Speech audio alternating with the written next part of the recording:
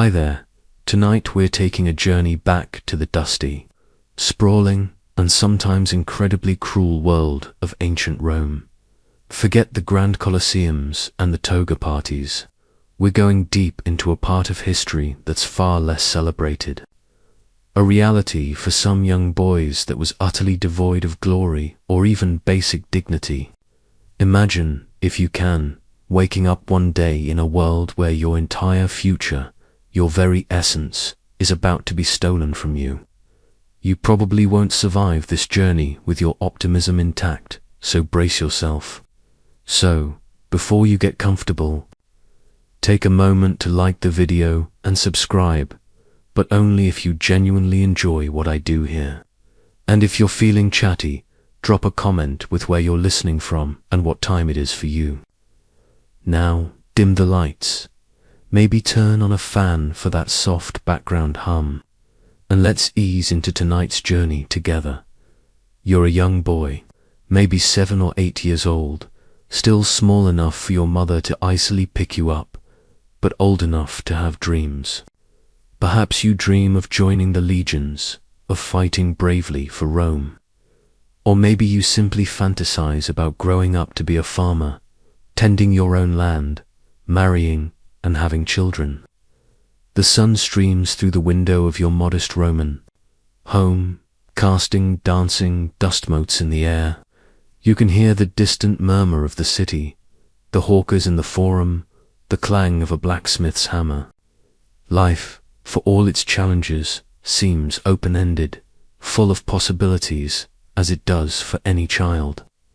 You play with wooden soldiers, or maybe a worn leather ball, your days marked by simple joys and the familiar rhythms of your family.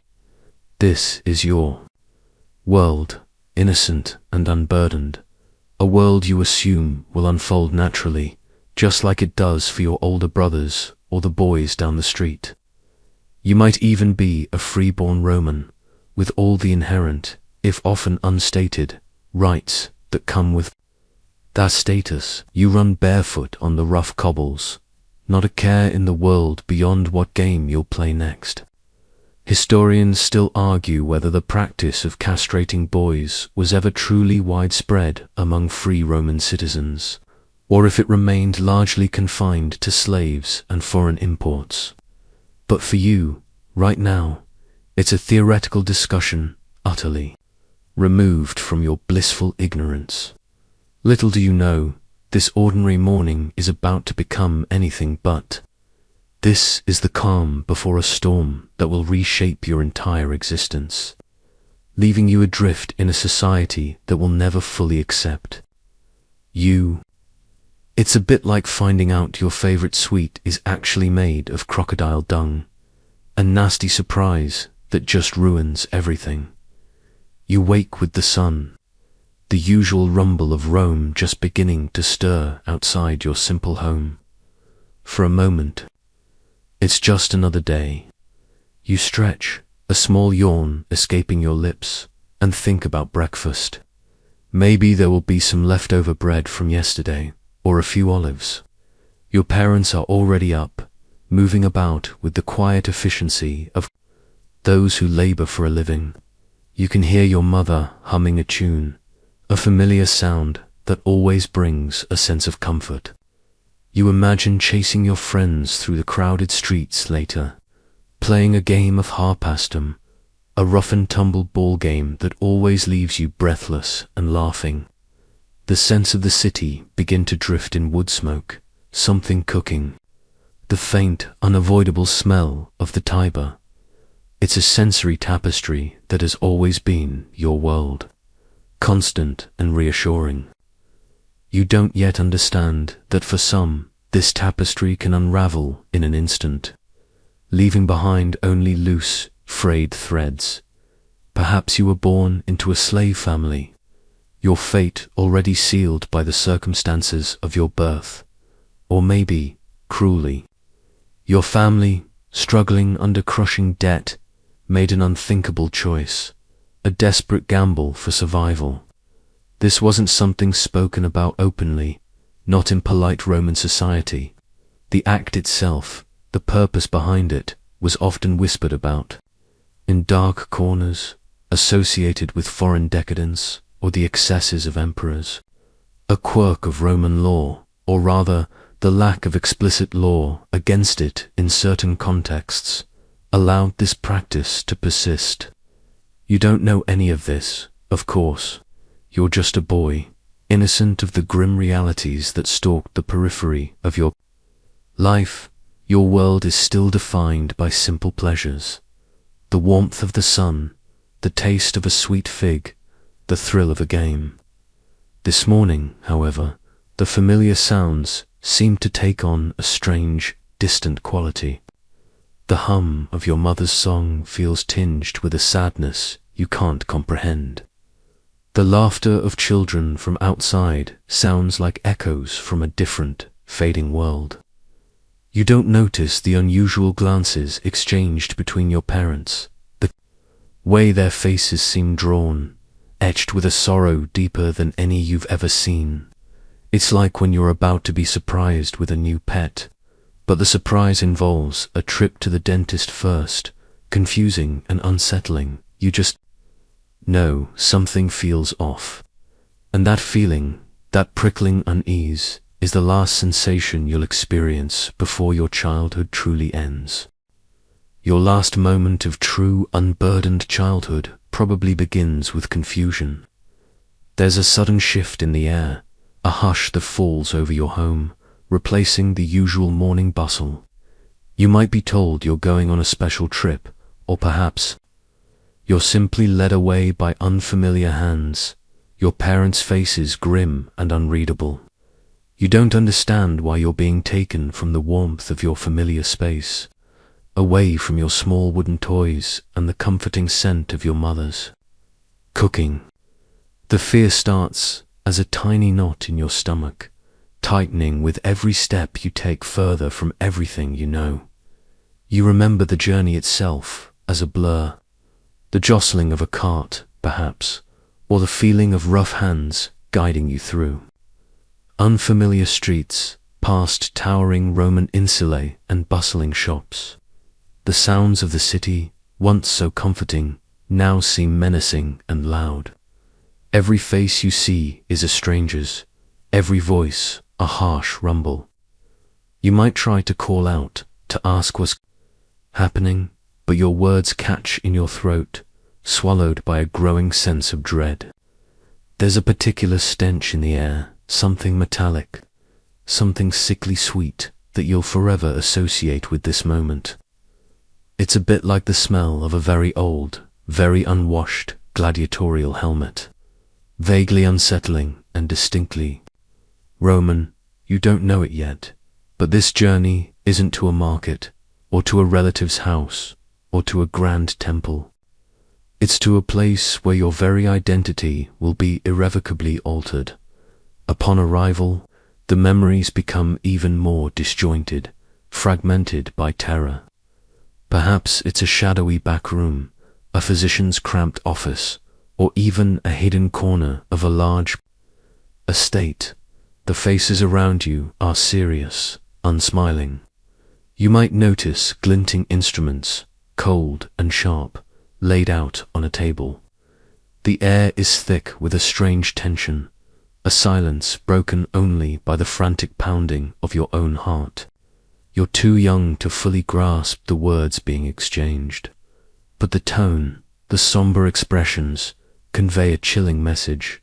You are powerless, you are trapped. This isn't a game, and there are no rules you understand to help you. One common historical fact is that castration in ancient Rome was often performed by specialized practitioners, sometimes associated with barbers or even medical professionals, though the practice itself was not widely lauded. It was a clandestine, often brutal affair. You might struggle, a small, desperate animal caught in a snare. Your tiny fists might flail, your legs kick against restraining hands. But resistance is futile. You are overwhelmed by adult strength, by a grim determination that pays no mind to your pleas or your tears. The last thing you might register before the blackness descends is the chilling cold of metal against your skin. And then, an indescribable pain that blossoms and consumes everything. The world shrinks to this single, agonizing point. The innocence that defined your brief childhood snaps like a dry twig. Historians still argue whether opium or other sedatives were commonly used during such procedures for young boys, or if they were simply held down, enduring the full, raw agony. A quirky tidbit.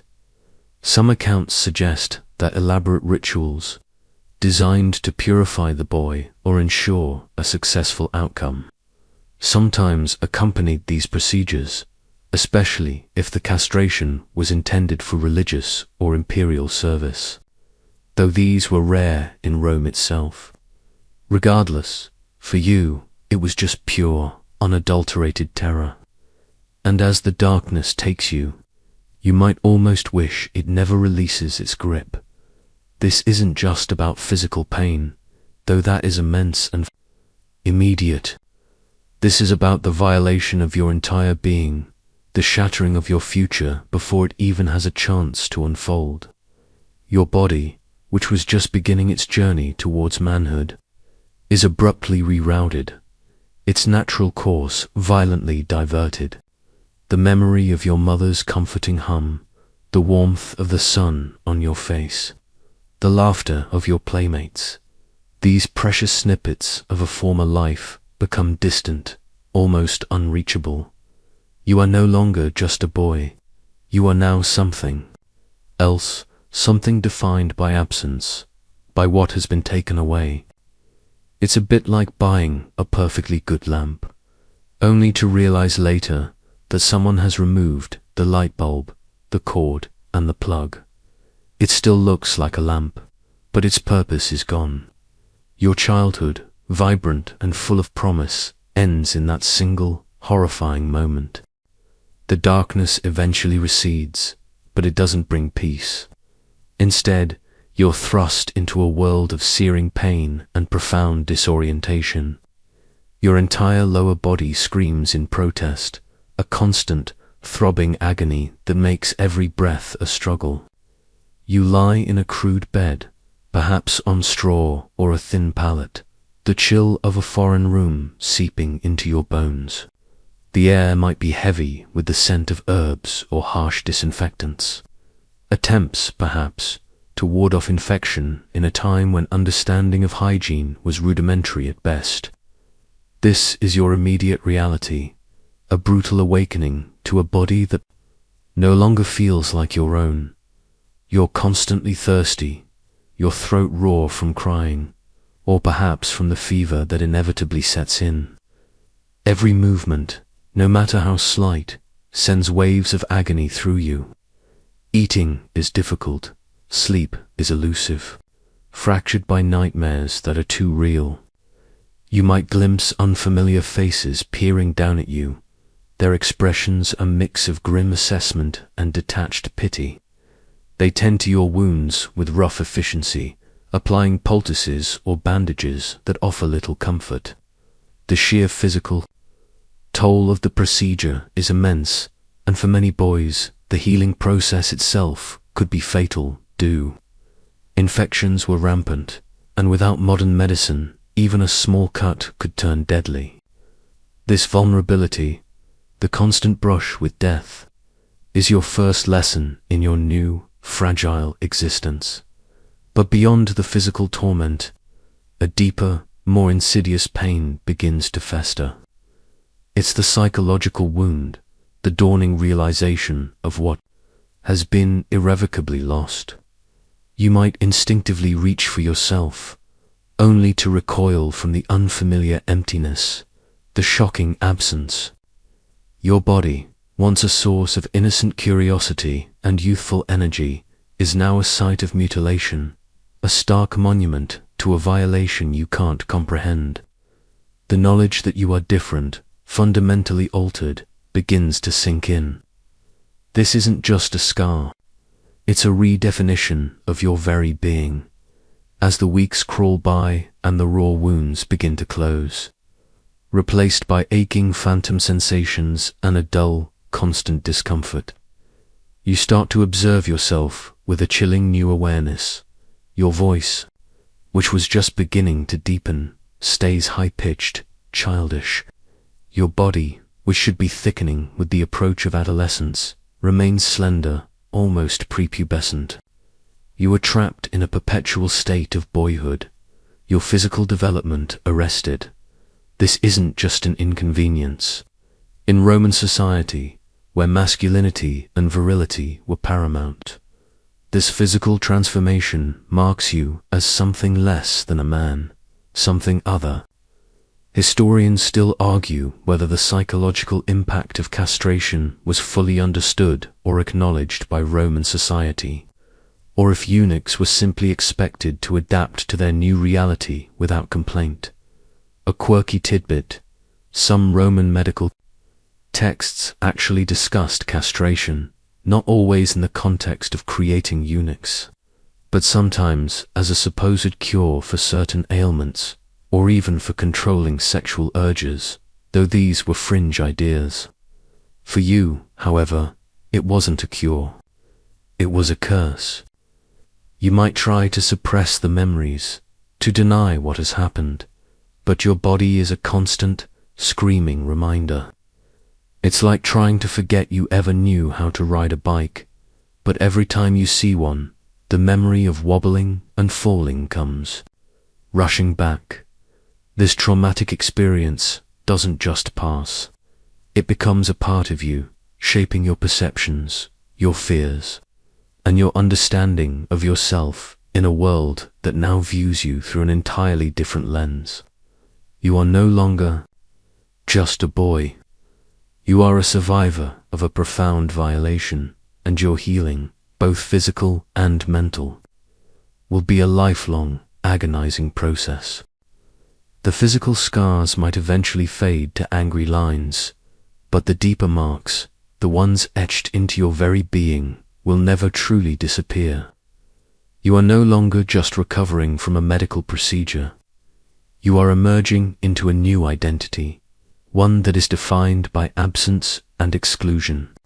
Your childhood dreams, those aspirations of becoming a soldier or a farmer with a family, now seem ludicrous, cruel jokes played by a fate you couldn't control. The path that every other boy around you naturally follows, the path towards manhood, marriage, and procreation, is now permanently closed to you. This is the stark, horrifying reality of your new existence.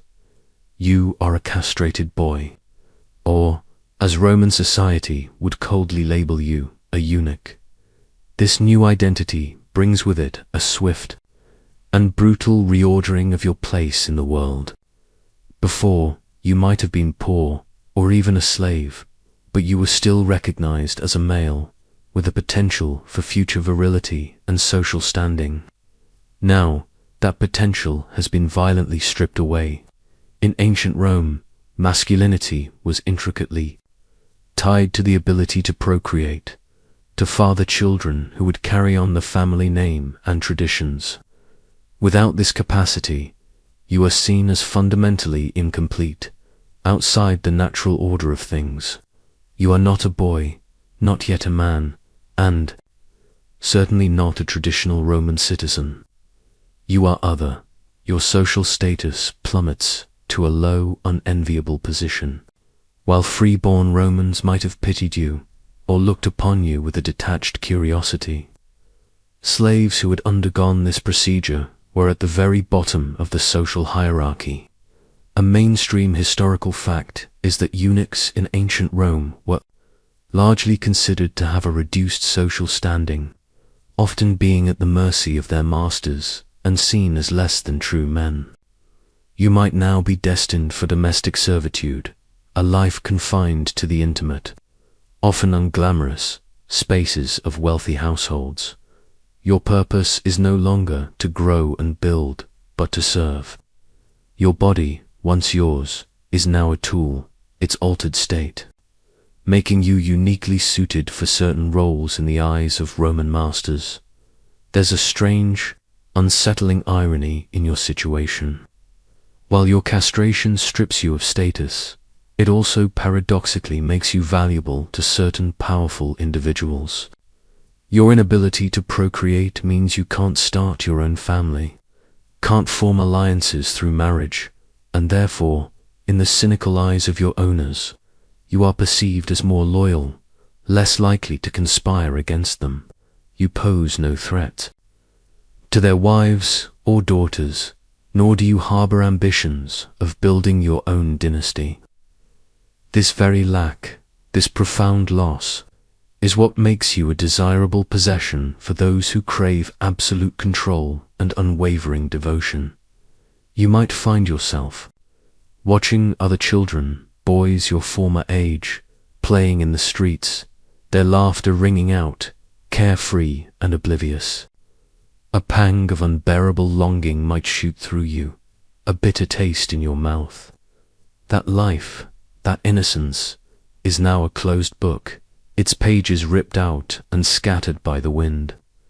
You are living evidence of a society's power, its ability to shape and deform individuals for its own purposes. Historians still argue about the extent to which Roman society viewed eunuchs as pitiable victims versus useful, albeit degraded, servants. A quirky tidbit is that some Roman caricatures and popular entertainment often depicted eunuchs in a mocking or effeminate light, further solidifying their otherness in the public imagination. It's like being forced to wear a perpetual dunce cap in public, except the cap is invisible, yet everyone somehow knows it's there. Your new identity is not one you chose, but one imposed upon you, a permanent brand that defines your every interaction in the complex, often cruel, tapestry of Roman life. As a castrated boy in ancient Rome, your newly assigned identity comes hand in hand with the unyielding chains of slavery. Even if you were not born into servitude, the act of castration often meant you were sold or simply placed into the household of a wealthy Roman. You are no longer a person with inherent rights, however limited. You are now a piece of property, a chattel owned by another. Your existence becomes utterly dependent on the whims of your master or mistress, a precarious life where your comfort, your well-being, and even your very survival rest entirely in their hands. This is a cruel paradox. While your body has been altered to ensure loyalty, it also makes you profoundly vulnerable. You live under the constant shadow of arbitrary power. A good master might treat you with a degree of leniency, perhaps even a strange sort of affection, seeing you as a valuable possession. A cruel one, however, can inflict unimaginable suffering without fear of reprisal. Roman law granted slave owners immense power over their human property, including the right to inflict severe punishment, even death. Your lack of reproductive capacity, while making you safe in a domestic setting, also makes you less valuable, in the long-term economic sense, than, say, a breeding female slave or a strong male laborer. This could mean you are more easily discarded, replaced, or subjected to harsher treatment, simply because your utility is limited to specific, often intimate, domestic roles. Your days are no longer your own. Every hour is dictated by the needs of the household. You wake when commanded, sleep when allowed, and your movements are largely confined to the inner sanctums of the Roman villa or palace. The world outside, with its bustling markets, political machinations, and vibrant public life, becomes a distant rumor, something you observe only from behind closed doors or through brief, supervised excursions. Your existence is insular, almost monastic in its confinement, yet without the spiritual solace. You are forever caught in the gilded cage of your servitude. A mainstream historical fact is that eunuchs in ancient Rome, particularly those imported from the East, were often prized in wealthy households for their perceived loyalty and their inability to pose a threat to the purity of the master's family line. This perverse demand fueled a market for castrated boys, even as Roman society at large often looked down upon the practice and the individuals themselves. You are a product of this demand, an object designed to fulfill a specific, often intimate, need within the Roman elite's domestic sphere. There's a quirky tidbit. Some Roman authors, while generally disparaging of eunuchs, occasionally noted their aesthetic appeal in certain circles, praising their smooth, unlined skin and unchanging voices, characteristics that highlighted their perpetual youthfulness. This fetishization, however, offered little comfort or true dignity. It simply cemented your role as a decorative or functional object rather than a respected individual. You might experience moments where your master's children treat you kindly, perhaps even play with you as a fellow child. But these fleeting interactions are always underscored by the cold, hard reality of your legal status. You are a slave, and your life, from this moment forward, will be defined by that inescapable fact, forever bound by the chains of ownership. It's like being given a beautiful, intricate toy, only to discover it's designed to perform only one task forever, and that task is simply to dust. Now, as a permanent resident of your master's household, your days begin to fall into a grim routine of domestic drudgery. Your youth, which might otherwise have been spent learning a trade or preparing for family life, is instead consumed by tasks designed to serve the comfort and convenience of your owners. You are, in essence, a living piece of furniture, albeit one with feelings that no one acknowledges. Your duties are varied, often intimate, and always supervised. You might be responsible for preparing beds, smoothing out the luxurious linens for your master and mistress, ensuring their sleeping chambers are pristine. Imagine meticulously plumping pillows and arranging draperies, your small hands performing tasks usually reserved for older, more seasoned servants. You might be tasked with assisting during the daily rituals of bathing, pouring water, fetching perfumed oils, or holding up fine towels. This close proximity to your master's personal hygiene, while seemingly mundane, reinforces your role as a personal attendant, a shadow always at their side. Haircutting might also fall to your lot. With delicate precision, you might trim beards, or style elaborate coiffures for the women of the house, your young eyes focused intently on the task, trying not to make a mistake that could incur a swift punishment. And then there are the litter-carrying duties. Picture yourself, shoulders aching, muscles straining, as you help bear the weight of your master, reclining comfortably in his litter, being transported through the bustling, odorous streets of Rome. You're just one of many, a cog in the wheel of aristocratic comfort, blending into the anonymous mass of servants. The constant, low-level humiliation of these tasks is insidious.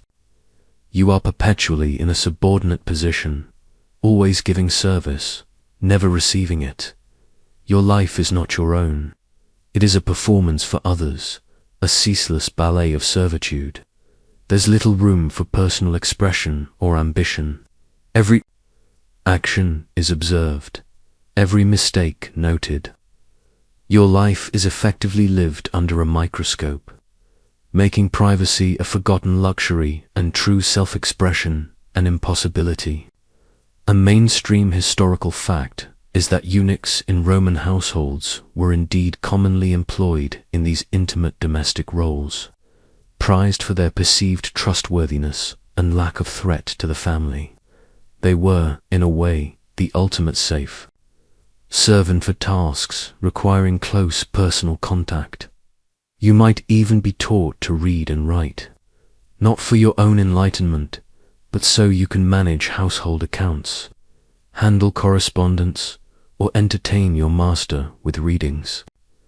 This education, while a privilege denied to many slaves, is still a form of bondage, tying you more deeply to your master's needs.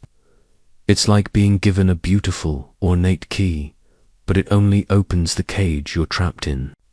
Historians still argue about the precise literacy rate among eunuch slaves, and how much their intellectual development was genuinely encouraged versus merely tolerated for utility. A quirky tidbit: some wealthy Romans reportedly kept eunuchs for purely decorative purposes, dressed in fine silks and jewelry, serving as living status symbols rather than practical servants. Though even then, their lives were far from free. Imagine being a human ornament, admired for your smooth, unblemished appearance, yet completely devoid of agency. This is your reality, day in and day out. Your existence is one of endless, often unfulfilling labor, a quiet grind that slowly erodes any lingering vestiges of the hopeful, carefree boy you once were. In your new life as a household eunuch, the very concept of privacy becomes a cruel joke, a ghost of a freedom you vaguely remember but can no longer grasp. Every moment of your existence is under scrutiny, every action observed, every corner of your life illuminated by the harsh, unblinking light of your master's demands. You live in a constant state of surveillance, a permanent resident of a gilded cage where the bars are invisible but undeniably present. Your sleeping quarters might be a small alcove, a narrow room adjacent to your master's, or even a simple cat in a common servant's area. There are no locks, no personal spaces where you can truly be alone. Even your dreams might feel invaded, haunted by the watchful eyes of your owners or the endless list of tasks awaiting you. There's no quiet moment to simply be, to process the trauma, or to mourn the life you lost. Your emotional landscape, already fractured, is denied any space to heal or express itself without potential repercussions. When you're not actively performing your duties, you're expected to be available, visible, and ready to respond at a moment's notice. Whether you're polishing silver, sweeping floors, or simply standing silently in the background, your presence is required, a constant testament to your master's wealth and status. This perpetual visibility means there's no room for personal solace, no opportunity to escape into your own thoughts without the risk of being perceived as idle or disobedient. It's like living under a permanent spotlight, always performing, even when no one is watching. A mainstream historical fact is that Roman households, particularly those of the elite, operated with a strict hierarchy and constant supervision of their slaves and servants. Privacy, as we understand it today, was a foreign concept for those in servitude, and eunuchs, given their intimate roles, were often even more closely monitored. This wasn't just about control. It was also about security and ensuring the continuous flow of the household's operations. Even your personal routines, eating, washing, tending to your limited possessions, are likely performed within sight or earshot of others. You learn to live without shame, or perhaps you learn to suppress all outward signs of it. Your body, already a public spectacle due to its alteration, now endures further exposure through the lack of personal space.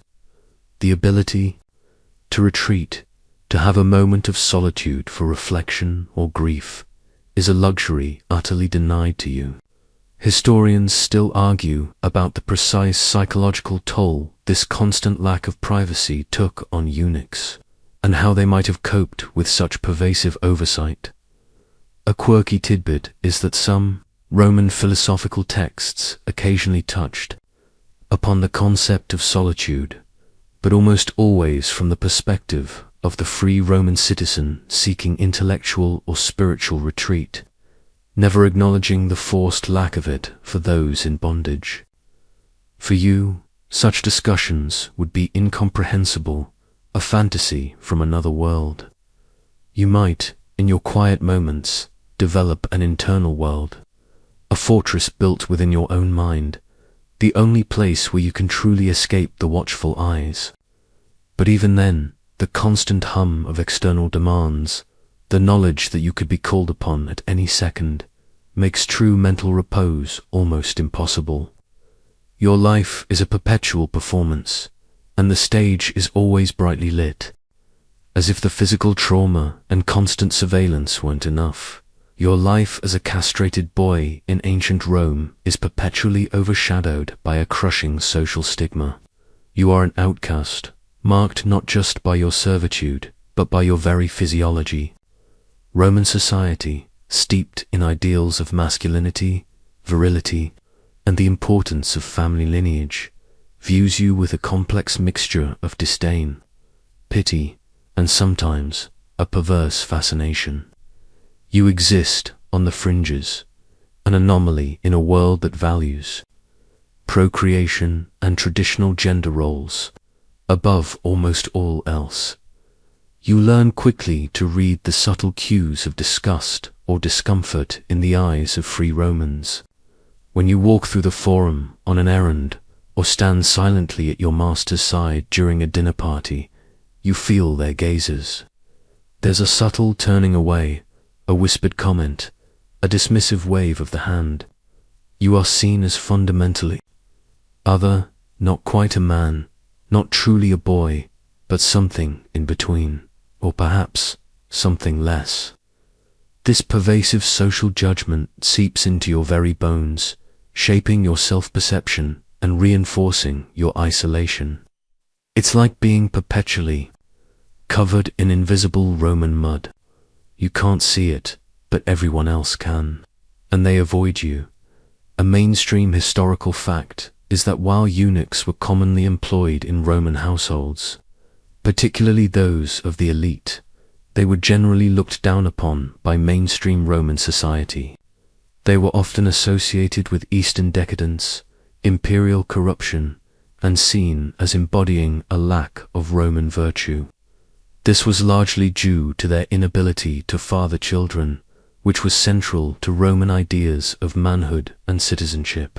You might hear whispers about your kind, stories that depict eunuchs as conniving, effeminate, or even sexually perverse, despite your physical inability to procreate. These rumors and caricatures, fueled by societal anxieties and a lack of understanding, further cement your undesirable status. You become a repository for Roman prejudices, an easy target for their discomfort with anything that deviates from their rigid social norms. It's a bit like being blamed for a bad harvest, even though you just swept the floor, completely illogical, but entirely damaging. Your lack of reproductive capacity isn't just a physical reality, it's a social death sentence. In a culture where the continuation of the family line, the gens, was paramount, and where ancestors were revered, you were a dead end. You can contribute nothing to this vital aspect of Roman life. This makes you, in the eyes of many, less than fully human, a sterile entity adrift in a world obsessed with fertility and legacy. Historians still argue about the degree to which individual Romans expressed genuine empathy for eunuchs, beyond the societal condemnation, or if their social status was simply an accepted immutable fact, a quirky tidbit. Despite the general disdain, some Roman poets and satirists occasionally referenced eunuchs in ways that hinted at their unusual charm or their unique position as confidants, though usually with an undertone of irony or societal disapproval. These rare mentions only highlight the vast gulf between your internal experience and the public's perception. You are a living contradiction, a human being stripped of core human attributes, yet often forced into roles of intimate personal service. The social stigma isn't just an inconvenience. It's a constant, suffocating pressure that isolates you and reminds you daily of what you are not. The pervasive social stigma you face as a castrated boy in ancient Rome crystallizes around one core, devastating perception. You are unmanly in a society that lionized strength, valor, and above all, the ability to father children and perpetuate. The family line, your altered body, marks you as fundamentally deficient. Every glance, every whispered comment, every dismissive gesture reinforces this painful truth. You are not just a servant. You are an embodiment of what a Roman man is not. From the moment of your castration, your body's natural trajectory is violently diverted, while other boys your age begin to deepen their voices, broaden their shoulders, and develop the telltale signs of puberty. Your form remains arrested in a perpetual state of pre-adolescence. Your smooth skin, your higher voice, your lack of facial hair, all these physical traits, which might seem innocent in another context, are stark reminders in Rome of your otherness. They signal that you have been denied the very essence of Roman virility. This isn't merely an aesthetic difference. It's a profound cultural failing in the eyes of your peers and superiors. Roman ideals of masculinity were not just about physical strength. They were deeply intertwined with concepts of civic duty, military prowess, and the capacity to contribute to the res publica, the Roman state. A man was expected to be a paterfamilias, a father and head of a household, responsible for his family and for producing legitimate heirs. You, as a eunuch, are inherently excluded from this foundational role. You cannot continue a family name, cannot lead a household in the traditional sense, and thus you are seen as an incomplete participant in the Roman social fabric. A mainstream historical fact is that Roman society placed immense value on male fertility and the ability to procreate, seeing it as fundamental to a man's identity and his contribution to the state.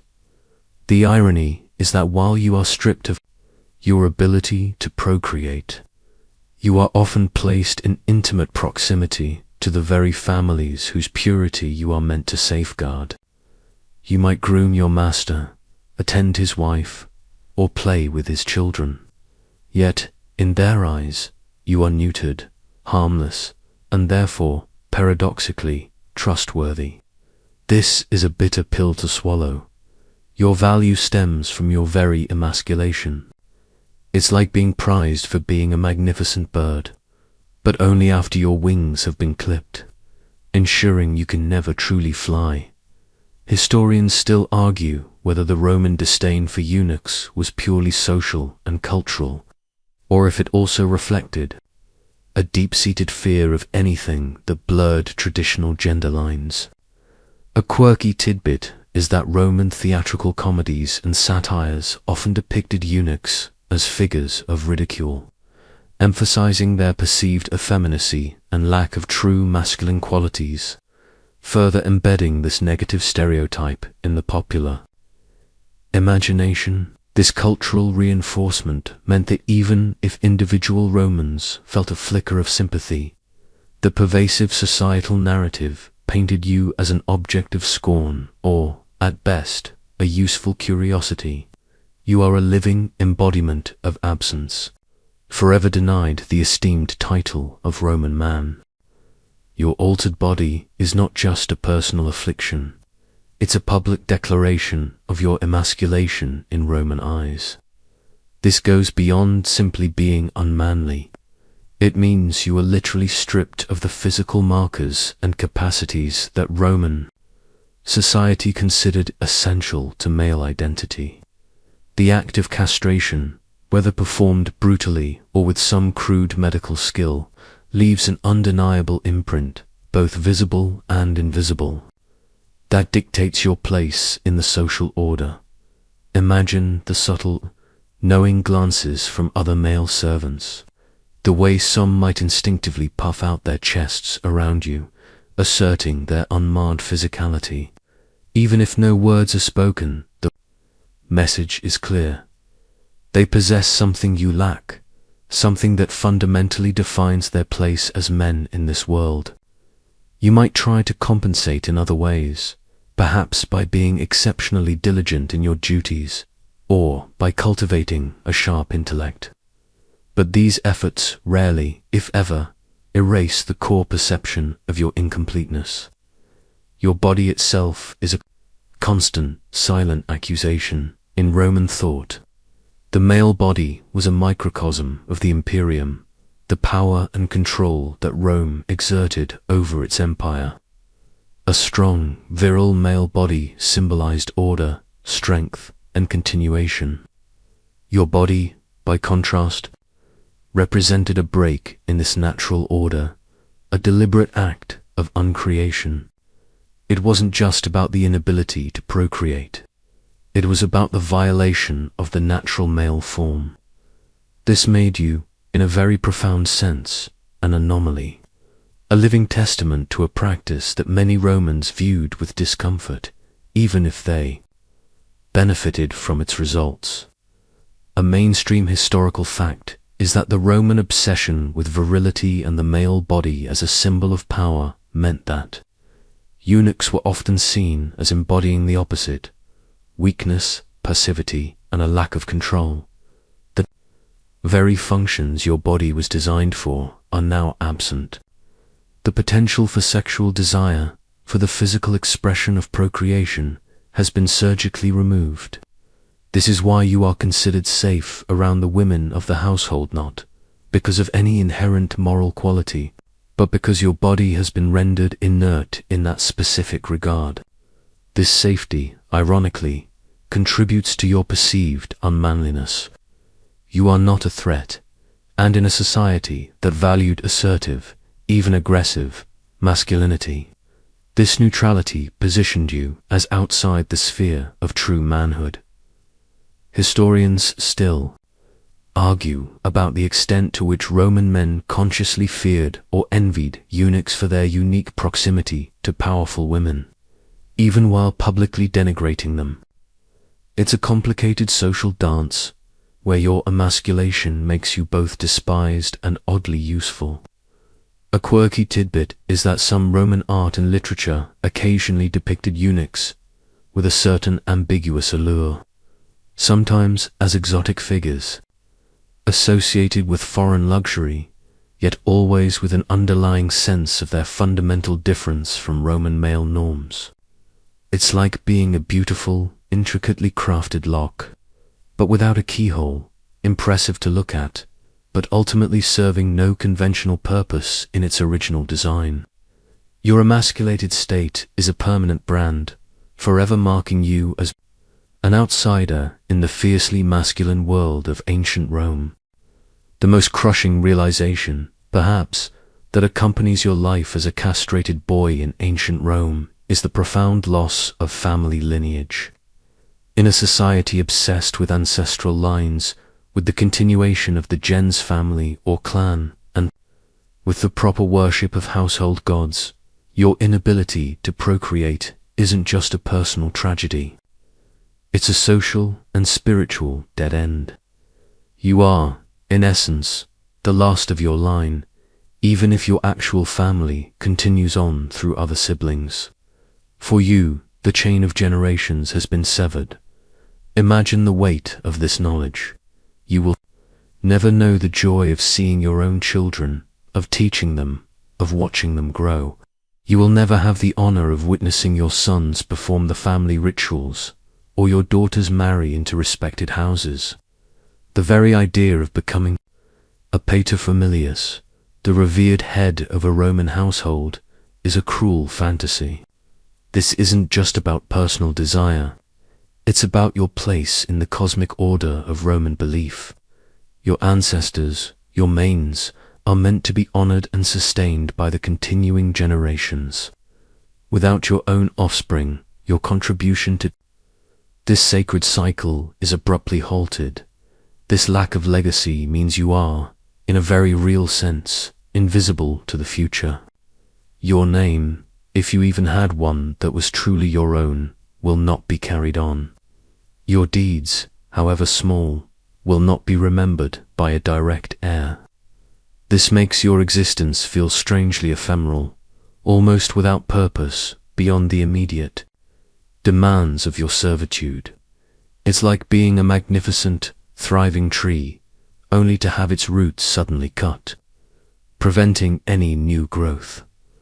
A mainstream historical fact is that the continuation of the family line was incredibly important in Roman society, central to religious practices, social status, and the very concept of immortality.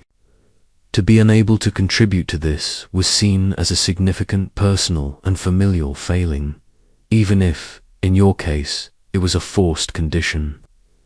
This put eunuchs in a uniquely alienated position, detached from one of the most fundamental aspects of Roman life. Furthermore, this inability to procreate makes you safe in another insidious way. Your master doesn't have to worry about you sirring illegitimate children within his household, children who might muddy the family's bloodline or create complicated inheritance issues. You can't form alliances through marriage, a common way for free Romans to build social and political networks. You are, in every sense, politically and socially inert, which, paradoxically, makes you a more desirable servant for those who value absolute control. Historians still argue about whether eunuchs adopted or found other ways to create a family for themselves, perhaps through deep bonds with other servants or by becoming a trusted, almost familial figure within their master's household, albeit without the legal status of kinship. A quirky tidbit is that some Roman epitaphs tomb inscriptions for eunuchs, though rare, sometimes emphasize their loyalty or their unique skills, subtly highlighting that even without traditional family, they could still achieve a form of respect in their limited sphere. However, these were exceptions, not the rule. The overwhelming reality for you is that the path to a Roman legacy, to a future through your own bloodline, is irrevocably closed. The complete lack of agency over your own body and future leaves you devastatingly vulnerable to abuse. As a castrated boy and a slave in ancient Rome, you are a soft target, easily exploited and often without recourse. Your physical weakness, combined with your low social status and the absence of family ties that might offer protection, places you in an acutely precarious position. Imagine the casual cruelty you might endure. A master, frustrated by a business deal, might lash out at the nearest, safest target, you. A jealous fellow slave might see you as a rival for a master's favor and seek to undermine you, knowing you have little power to retaliate. The lack of male protective figures, like a father or older brothers, leaves you exposed. There's no one to stand up for you, no one to advocate on your behalf in a system that views you as mere property. This constant exposure to potential harm, both physical and psychological, gnaws at your spirit. Your very existence is a contradiction. You are considered safe because you cannot procreate. Yet this safety often translates to a heightened vulnerability. In other, more insidious ways, you are often placed in intimate settings with your owners, dressing them, bathing them, attending to their personal needs. This close proximity, while a sign of a certain level of trust, also creates opportunities for exploitation, both by your owners and by other members of the household who might resent your position. It's like being a prized, delicate vase. Everyone admires you, but a careless bump can shatter you, and no one would truly lament your breakage beyond its material loss. A mainstream historical fact is that slaves in ancient Rome, regardless of their status, had very few legal protections and were highly susceptible to physical and sexual abuse from their masters or even other slaves higher in the household hierarchy. For eunuchs, this vulnerability was often exacerbated by their unique physical and social position. Their perceived effeminacy or lack of manliness could also make them targets for taunting and bullying from other male slaves or even freeborn individuals. You learn to read the moods of those around you with agonizing precision. The slight furrow of a brow, the sharp tone of a voice, the way a hand lingers. These are all signals you must interpret instantly to avoid anger or displeasure. Your survival often depends on your ability to anticipate needs and avoid conflict, to make yourself as invisible as possible when danger looms, or as useful as possible when favor is sought. This constant vigilance is exhausting, a never-ending performance of self-preservation. Historians still argue about the prevalence of sexual abuse against eunuchs in Roman households, given their unique physical state. While incapable of procreation, they were still often used to satisfy various desires, particularly by those who might find their ambiguous gender presentation appealing. A quirky tidbit: some Roman legal texts, while generally harsh on slaves, occasionally discussed cases of extreme cruelty that might lead to a master losing certain rights over a slave. But these were rare and almost never applied to the systemic vulnerabilities faced by eunuchs. For you, such legal niceties are abstract concepts, far removed from the daily reality of fear and the ever-present threat of harm. Your body is not your own, and neither is your safety. If you are taken into the service of the emperor, your life, already fraught with indignity, enters an entirely new realm of danger and perverse opportunity. The imperial court. This isn't a grand promotion in the traditional sense. It's merely a shift from one gilded cage to another, far larger and infinitely more treacherous. Here, the stakes are astronomically higher, the jealousies more venomous, and the fall from favor potentially fatal. You are now a pawn in a game of empires, and your unique status, once merely a mark of shame, becomes a strange form of leverage. The imperial court is a viper's nest of intrigue, ambition, and barely concealed rivalries. Every whisper carries weight, every glance is scrutinized for hidden meaning. You might find yourself in proximity to the most powerful man in the known world, the princeps himself. Your duties might involve attending to the emperor's personal needs, dressing him, managing his wardrobe, or even serving as a cupbearer. This intimate access, however, is a double-edged sword. You hear things, see things, learn secrets that could be your undoing. The very reason you were castrated, your perceived loyalty due to your lack of family ties and political ambition, makes you a desirable confidant, yet also a dangerous repository of information. A mainstream historical fact is that eunuchs were often employed in high-level administrative and personal roles within imperial courts, particularly in the Eastern Roman Byzantine Empire. But their presence was also significant in the Roman Empire, especially under emperors who favored their discretion. This reliance on eunuchs for sensitive tasks stemmed from the belief that they were less likely to betray their masters due to their detachment from familial and dynastic ambitions.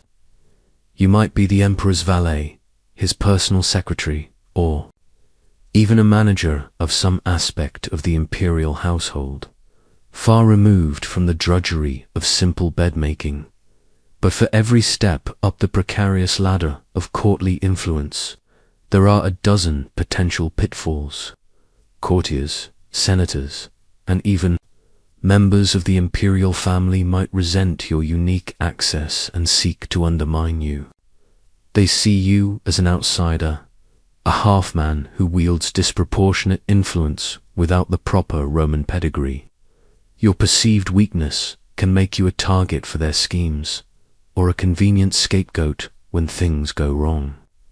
It's like being given a ticket to the most exclusive party in Rome, but everyone inside is secretly hoping you trip and spill wine all over the emperor's toga. Historians still argue about the true power and influence wielded by specific eunuchs in the Roman imperial court. Were they merely instruments of the emperor's will, or did some manage to exert significant, subtle control through their trusted positions? A quirky tidbit: some accounts suggest that certain imperial eunuchs became incredibly wealthy, amassing vast fortunes through gifts, bribes, and access to imperial resources, despite their slave status. However, this wealth offered little true security. It could be stripped away at a moment's notice, and often painted a target on your back. Life in the imperial court is a terrifying dance on the edge of a precipice, where a single misstep could send you plummeting into oblivion. Among the most infamous and bizarre examples of a castrated boy's life at the Roman imperial court is the shocking tale of Emperor Nero and Sporus. This isn't just a quirky historical anecdote. For you, living under the shadow of imperial power, it represents the ultimate degradation, the pinnacle of how a eunuch's body could be twisted and exploited for the darkest whims of an all-powerful ruler. It's a story that echoes the absolute power held by emperors, and the absolute lack of it held by those deemed their property. Nero, the flamboyant and notoriously cruel emperor, developed a perverse obsession with a young boy named Sporus. The details are hazy and often embellished by hostile, ancient sources, but the core of the story remains chilling. Nero, after reportedly castrating Sporus, then married him. Imagine the sheer audacity, the public spectacle of such an event in Roman society. This wasn't a private affair. It was a grand, theatrical display of imperial might and derangement. A mainstream historical fact is that Emperor Nero did indeed marry Sporus, going through the motions of a traditional Roman wedding, complete with dowry and a bridal veil for Sporus. This act scandalized even hardened Romans, highlighting Nero's notorious excesses and disregard for societal norms. For you, a fellow eunuch, the story of Sporus is a grotesque mirror. It shows how your physical state, already a source of shame, could be further manipulated, your very gender identity stripped away and reassigned at a tyrant's whim. Sporus was forced to live as a woman, to dress in female attire, and to play the role of Nero's wife in public. This wasn't about love or affection. It was about power, control, and Nero's insatiable desire to shock and dominate. It's like being forced to wear a chicken suit to a toga party, but the chicken suit is permanent and everyone calls you Cluck-Cluck. The implications for you are terrifying. If even a boy as close to the emperor as Sporus could be subjected to such extreme humiliation and identity erasure, what hope is there for anyone else? Your proximity to power, which might offer fleeting moments of influence or comfort, also exposes you to the most unpredictable and dangerous impulses of the elite. Nero's treatment of Sporus underscores that your body, your identity, your very existence is entirely contingent on your master's desires. You have no legal recourse, no social standing to appeal to, and certainly no family to protect you from such profound abuses. Historians still argue about the true nature of Nero's relationship with Sporus. Was it purely a spectacle, a twisted form of power play, or did it contain elements of genuine, if depraved, affection? Regardless, for Sporus, and by extension, for all eunuchs, it was a profound violation. A quirky tidbit: some sources suggest that Sporus, after Nero's death, was then forced to play a similar role for other short-lived emperors, highlighting his continued exploitation even after his infamous patron was gone. His life became a tragic cycle of being paraded as a curiosity and object of perverse desire, a stark reminder of the vulnerability of the castrated boy in the face of absolute power. Living in the intoxicating yet perilous environment of the Roman imperial court, you quickly learn that proximity to power is a double-edged sword. On one hand, you gain a twisted form of influence, a subtle sway that comes from being constantly present in the inner sanctum of the most powerful individuals in the Roman world. On the other hand, this very closeness exposes you to dangers that those further down the social ladder might never encounter. Imagine the emperor's private chambers.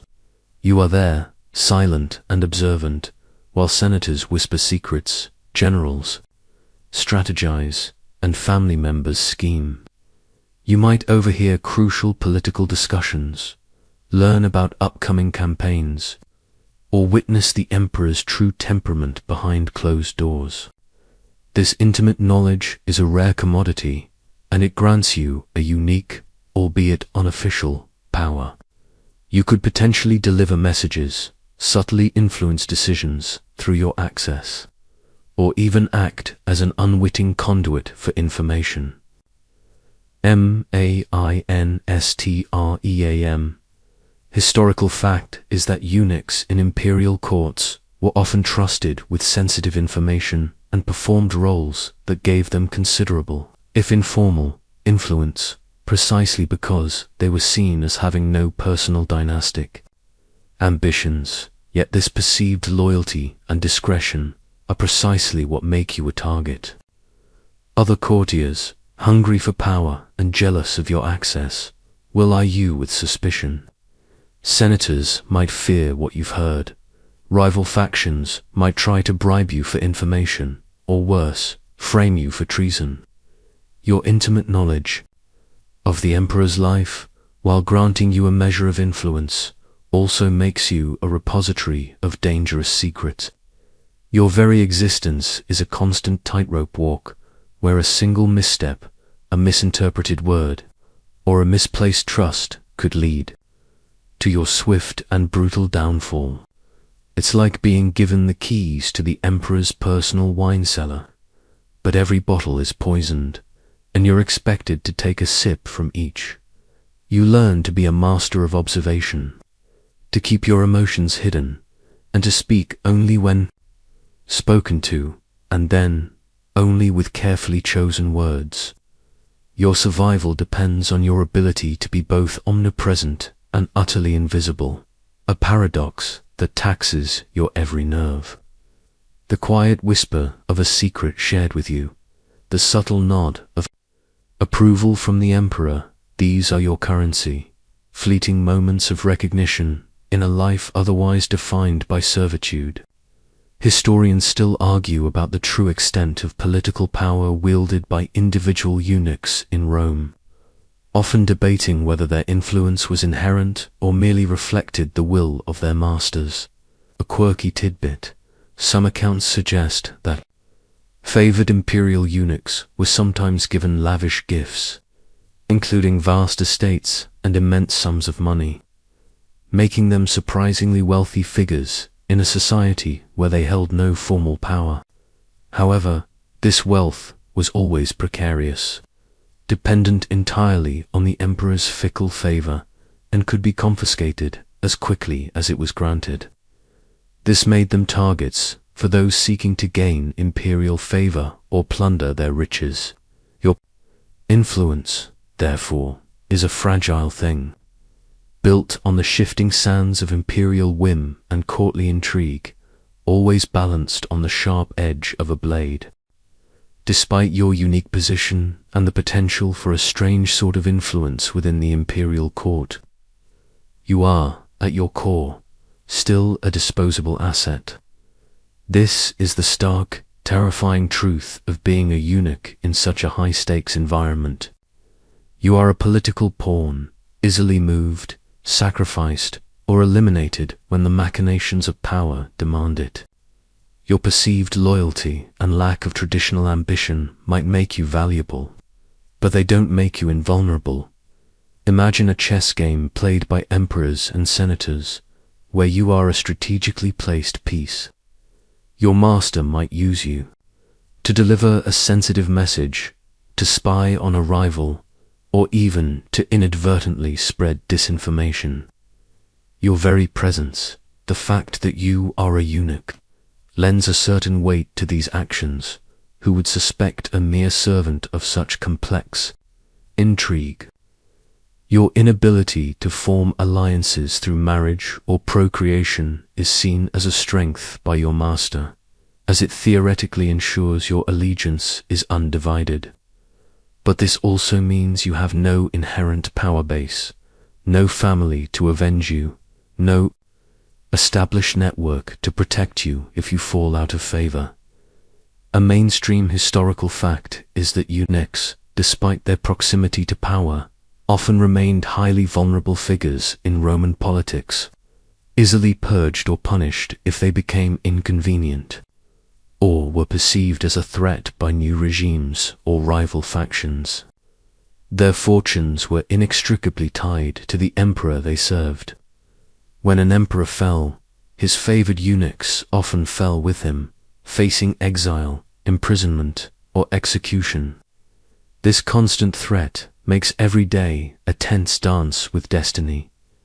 You might witness firsthand the brutal consequences of courtly intrigue, the sudden disappearance of a rival, the quiet execution of a once favored minister, the swift and brutal purges that accompany a change in imperial leadership. These events serve as stark reminders of your own precarious position. You are useful, yes, but also replaceable. Your life is valued only as long as you serve a purpose, and that purpose can shift or vanish in an instant, often without warning. It's like being a magnificent, well-oiled gear in a complex clock. But that clock could shatter at any moment, taking you with it.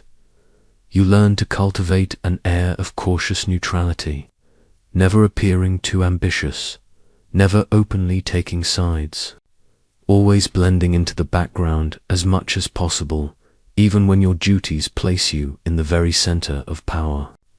Your survival depends on making yourself seem indispensable, yet simultaneously harmless.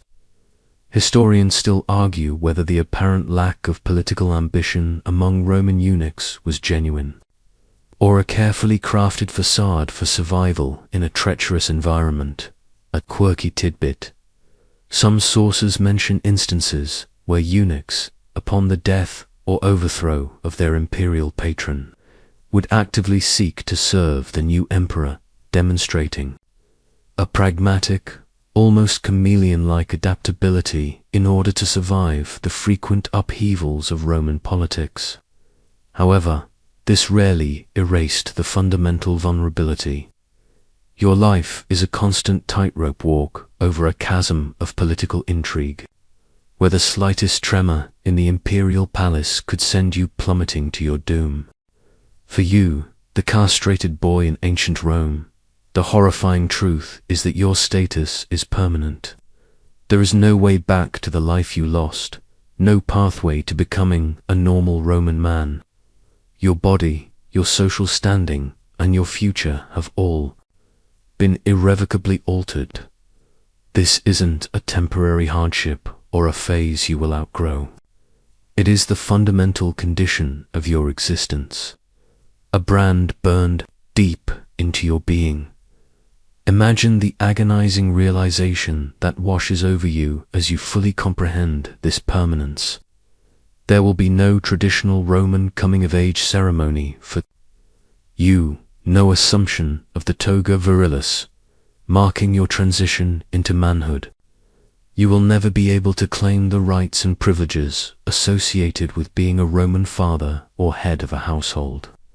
The social and legal doors that open for other men at adulthood remain firmly shut to you, locked by the very nature of your physical state. This inescapable reality can be a source of profound despair, a constant weight pressing down on your spirit. You might cling to fleeting hopes, perhaps dreaming of a miraculous recovery or a future where society somehow changes its views. But daily life, with its constant reminders of your emasculation and servitude, relentlessly shatters these illusions. Every interaction, every public appearance, every moment you spend in the service of your master reinforces the unyielding fact: this is your life, for as long as you live. It's like being promised a grand feast, only to be given a single withered olive, and then told it's all you'll ever have.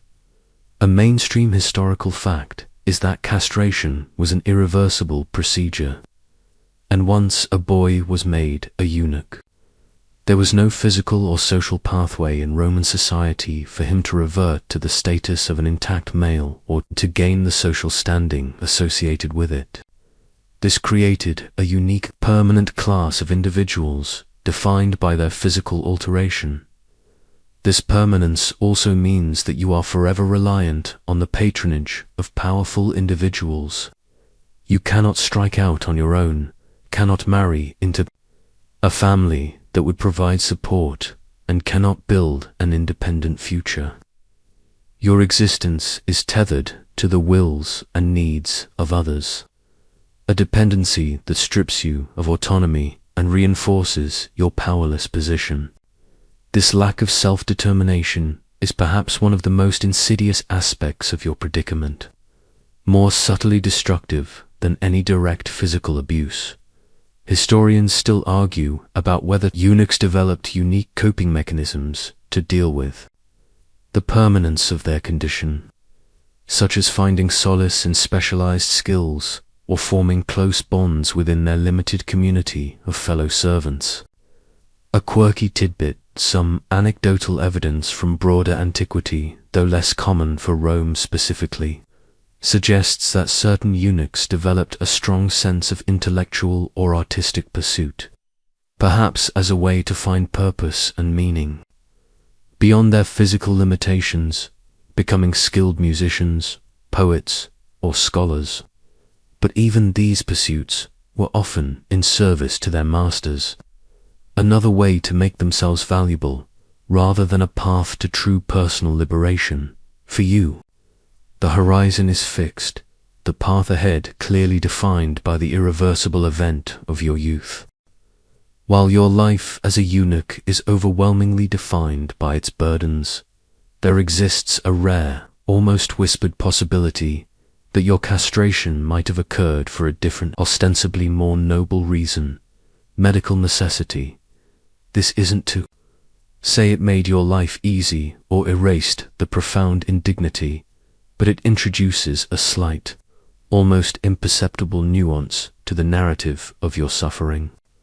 For a select few, castration was not primarily for servitude or courtly intrigue, but an attempt to alleviate a severe illness. Imagine a childhood plagued by debilitating seizures, a condition that modern medicine might diagnose as epilepsy. Or perhaps you suffered from a disfiguring, chronic disease that caused immense suffering, one that ancient physicians, in their limited understanding, believed was linked to bodily humors or sexual energies. In such dire circumstances, a desperate family, seeking any potential relief for their beloved child, might have turned to radical, irreversible procedures. A mainstream historical fact is that ancient Roman medical texts occasionally mention castration as a therapeutic intervention for certain severe medical conditions, such as epilepsy or specific glandular diseases. based on the belief that it could reduce or eliminate the symptoms by altering the body's internal balance. This doesn't make the act any less traumatic. Of course, the pain, the violation, the subsequent physical changes all remain. But the intent behind it might have been different. Instead of being a calculated act of commodification for servitude, it could have been a desperate gamble for health, a last resort in an age without effective treatments for many illnesses. This adds a layer of tragic irony to your situation. You might have endured unimaginable suffering for your own supposed good, only to find yourself still ostracized and diminished in the eyes of society. It's like being forced to eat a truly dreadful tasting medicine that cures your cough, but leaves you speaking in a squeaky voice forever, even if performed for medical reasons. The societal perception of you as a eunuch remains largely unchanged. The Romans still viewed castrated individuals with disdain, regardless of the cause. Your physical state still marked you as unmanly and sterile. So while the immediate context of your castration might have been different, the subsequent social degradation would likely have been the same. You would still face limited opportunities, social stigma, and likely a life of servitude. Even if that servitude was framed as a consequence of your condition rather than its direct purpose. Historians still argue about the true prevalence of medical castration in Rome compared to castrations performed for other purposes, often noting that the medical reasons cited were sometimes tenuous or based on rudimentary understanding of the human body. A quirky tidbit: some ancient physicians, notably Hippocrates, whose influence extended to Rome, debated the ethical implications of such extreme interventions, highlighting that even in antiquity there were voices questioning the morality of practices like castration, even for medical benefit. However, these debates rarely prevented desperate measures when faced with incurable ailments. For you, the reason for your castration, while offering a faint justification, did little to alleviate the harsh reality of your life as a eunuch in Roman society. In your isolated existence as a castrated boy in ancient Rome, you might occasionally encounter others like yourself. This shared, singular fate creates a strange, often unspoken bond, a unique community forged in the fires of mutual experience. You find yourself among fellow eunuchs, a small fraternity of the altered, and within this group you might discover a sense of camaraderie, or perhaps just another layer of rivalry. Imagine arriving at a large Roman villa, perhaps transferred from another household or purchased at a slave market, and seeing another boy or even an older man who shares your physical condition. There's an instant, almost painful recognition in their eyes, a silent acknowledgement of a shared, unspeakable past. You don't need words to explain. Your altered bodies speak volumes. This shared understanding can be a small comfort in an otherwise alienating world, a flicker of common ground. Within the master's household, you might work alongside these other eunuchs. Perhaps one is older, a seasoned veteran of domestic service, who can teach you the subtle ways of pleasing a master or avoiding a mistress's wrath. Another might be closer to your age, and you might find in them a silent confidant, someone who truly understands the unique anxieties and frustrations of your life. This informal network can be crucial for survival, a way to navigate the treacherous currents of Roman servitude. A mainstream historical fact is that large Roman households, especially imperial ones, often employed multiple eunuchs, leading to the formation of small, distinct communities among them. They might have shared living quarters, duties, and even a unique subculture within the broader slave population. However, this shared fate doesn't always translate to unwavering solidarity. Just like any group of servants competing for favor, better rations, or warmer sleeping spots, rivalries can emerge. A master might play one eunuch against another, subtly encouraging competition for their affection or trust. This can breed resentment and suspicion, turning potential allies into wary competitors. Your life is already so precarious that any perceived advantage, however small, might be fiercely guarded. It's like being trapped in a small boat with a handful of others after a shipwreck. You're all in the same terrible situation, but fresh water is scarce, and trust is hard to come by. Historians still argue about the extent of the internal dynamics within eunuch communities in Rome. Did they develop strong fraternal bonds, or were they often isolated from each other by the competitive nature of their service? A quirky tidbit is that in some larger imperial courts, eunuchs could form complex hierarchies among themselves, with senior eunuchs wielding significant power and authority over their junior counterparts, reflecting the broader Roman obsession with rank and order. This meant that even within your unique group, a pecking order existed, adding another layer of complexity to your social interactions. Your fellow eunuchs are both your mirror and your competition, a bittersweet reminder that even in shared suffering, absolute unity is often elusive. Beyond the constant physical discomfort and the unending social degradation, perhaps one of the heaviest burdens you carry as a castrated boy in ancient Rome is the immense burden of secrecy. Your condition, while physically evident, is often shrouded in an unspoken shame, a topic too painful or too scandalous for open discussion. This enforced silence forces you to internalize your trauma, to carry the weight of your alteration alone, further isolating you in a world already designed to diminish you. Imagine living with a profound, unmentionable truth about yourself. You hear whispers, you see the subtle glances, but no one directly confronts the reality of what you are. And you, in turn, are conditioned not to speak of it. To complain, to lament your loss, or to challenge your fate would be seen as insubordination, or worse, a shameful display that reflects poorly on your master. So you learn to suppress your feelings, to swallow the bitter resentment that churns within you. Your emotional landscape becomes a carefully guarded fortress where true feelings are locked away, unexpressed and unacknowledged. This constant emotional repression takes a profound psychological toll.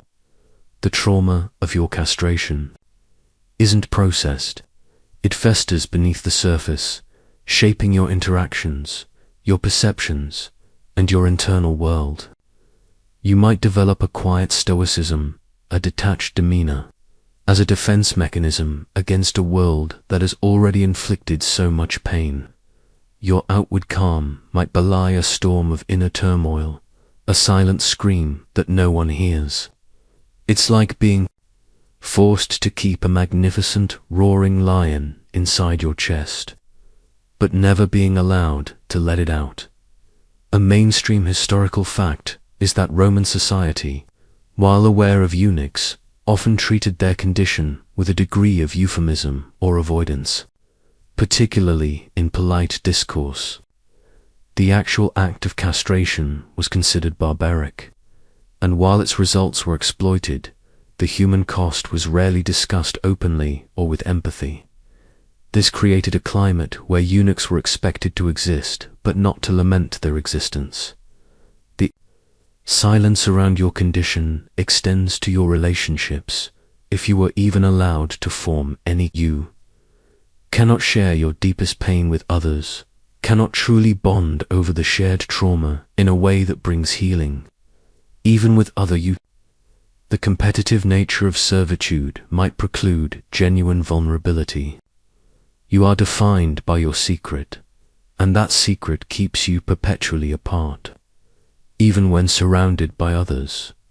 Historians still argue about the prevalence of mental health issues, such as depression or anxiety, among eunuchs in Roman society, given the immense psychological pressures they endured. The lack of direct ancient sources detailing their personal feelings makes this a challenging area of study.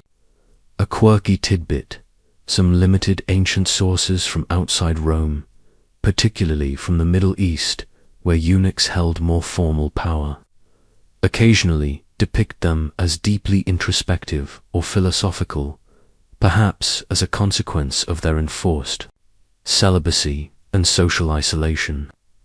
For you, however, this intellectual introspection might have been a lonely pursuit, a desperate attempt to find meaning in a life stripped of so much. The burden of secrecy becomes a heavy shroud, muffling your voice and obscuring your true self from the world. Amidst the relentless grind of servitude and the heavy weight of social stigma, there are rare, fleeting moments when you, as a castrated boy in ancient Rome, might experience a perverse flicker of power. This isn't true authority, of course, but a subtle influence derived from your unique position as a trusted confidant. It's a precarious dance, where your very weakness becomes a strange kind of strength, allowing you to move in circles usually closed off to those of your status. Imagine your master, perhaps a powerful senator or a wealthy merchant, turning to you in a moment of vulnerability. He might confide a secret, seek your opinion on a minor matter, or rely on your discretion regarding a delicate family issue. Because you cannot procreate, cannot form dynastic alliances, and are perceived as having no personal ambition for power, you are considered safe. You are seen as an impartial ear, a loyal shadow who exists only to serve his interests. This makes you a receptacle for secrets, a silent witness to the hidden lives of the Roman elite. It's like being the only one allowed to see the blueprints for a secret tunnel, while everyone else is stuck above ground. This trust, however conditional, grants you access. You might carry messages between powerful figures, perhaps subtly altering the nuance of a word, or delaying a crucial piece of information. You might manage your master's private accounts, giving you insight into his finances and, by extension, his vulnerabilities. You might even oversee other, less favored slaves, exercising a limited authority over them, a bitter taste of power after so much powerlessness. This is not open command, but the subtle, insidious power of proximity and information. A mainstream historical fact is that eunuchs in Roman and particularly Byzantine imperial courts often gained significant influence precisely because of their trusted access to powerful figures. Their roles as chamberlains, treasury officials, or personal secretaries gave them unparalleled opportunities to manage information and exert subtle pressure. This informal power could, at times, rival that of high-ranking senators or military officials. These moments of influence are intoxicating, a brief respite from the indignity of your daily life. They offer a sense of purpose, a feeling that your existence, however degraded, is not entirely without meaning. But they are also incredibly dangerous. Every secret you hold is a potential weapon, every piece of information a risk. One wrong word, one misstep, and the favor you enjoy can vanish as quickly as it appeared, leaving you utterly exposed. Historians still argue whether such influence was a conscious strategy employed by eunuchs to improve their lot, or simply an unavoidable consequence of their unique position. A quirky tidbit: there are anecdotal accounts of highly influential eunuchs in the broader ancient world, though less detailed for Rome itself, who were said to have controlled access to emperors, effectively serving as gatekeepers who could make or break careers by simply deciding who gained an audience and who did not. For you, this subtle control is a dangerous game, one played with your life as the ultimate stake. These fleeting moments of power are a deceptive mirage, reflecting a twisted reality where your greatest asset is the very thing that makes you a perpetual outsider. Even if you achieve a rare and precarious position of influence within a wealthy Roman household or the imperial court, you remain ultimately tethered by an invisible, yet unbreakable, gold collar of dependence. Your luxurious trappings, the fine tunics, the soft sandals, the glimmering jewelry your master might bestow upon you, not symbols of true freedom or personal wealth. They are merely an extension of your master's affluence, another mark of his power and your complete reliance upon him. Imagine being adorned in silks and precious metals, attending to your master in a lavish villa, yet knowing that every thread, every gem belongs not to you, but to him. Your comfort, your very survival, flows directly from his continued favor. Should that favor wane, should he die, or should political tides shift, those beautiful clothes could be stripped from your back, replaced by rags, and your luxurious surroundings exchanged for a squalid prison or worse. This constant vulnerability means that even in moments of opulence, a chilling anxiety lurks beneath the surface. It's like being given a magnificent feast, but the table is balanced on a single, wobbly leg. Your wealth, if you acquire any, through gifts or subtle pilfering, is always tenuous. It cannot be passed down to heirs, as you have none. It cannot secure your long-term independence, as you remain legally a slave, subject to sale or redistribution. Any property you hold is, in the eyes of Roman law, technically your master's. This makes accumulation of personal wealth a dangerous game, potentially inviting jealousy from other slaves or suspicion from your master, who might interpret it as disloyalty. A mainstream historical fact is that well-favored slaves, including some eunuchs, could accumulate significant personal property peculium, and even wealth. This remained legally under their master's ultimate ownership and could be revoked at any time. This legal framework ensured that even the most privileged slaves remained fundamentally dependent. Their economic standing was a reflection of their master's generosity, not their own intrinsic rights. This absolute dependence extends beyond material possessions. Your very identity is tied to your master. You are known as so-and-so's eunuch, your name, if you even have a distinctive one, always linked to your owner. You have no independent social standing, no ability to forge a reputation outside the shadow of your patron. This lack of self-definition, coupled with your economic dependence, reinforces your profound lack of autonomy. Historians still argue about the psychological impact of this gilded cage.